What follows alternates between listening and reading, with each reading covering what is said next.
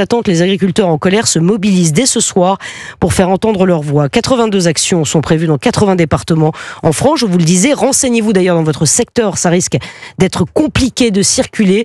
Wilfried de Villers, vous êtes pour Europe 1 aux côtés des agriculteurs sur la nationale 118. Vous êtes à quelques kilomètres de Paris avec déjà les premiers rassemblements, Wilfried.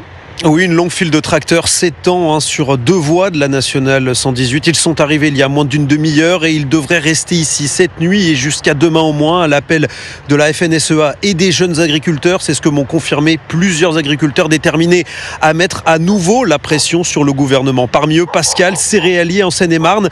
Il est lassé par des promesses sans résultat.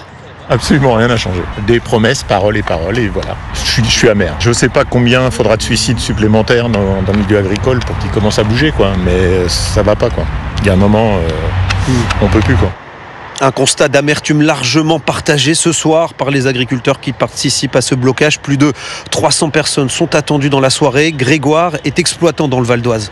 Le message qu'on avait envoyé il y a un an, il n'a pas été ni entendu, ni mis à exécution. Donc là, on annonce de nouveau qu'on remet en route la mobilisation pour ce soir, pour demain, pour cette semaine. Et tant qu'on n'aura pas obtenu un peu plus de quelques annonces, quelque chose qui ont été faites, on restera mobilisé, on va continuer les actions. En effet, on veut des éléments tangibles, concrets.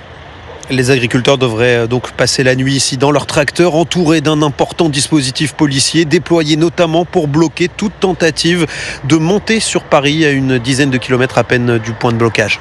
Wilfried de Villers pour Europe 1 sur la nationale 118 près de Paris.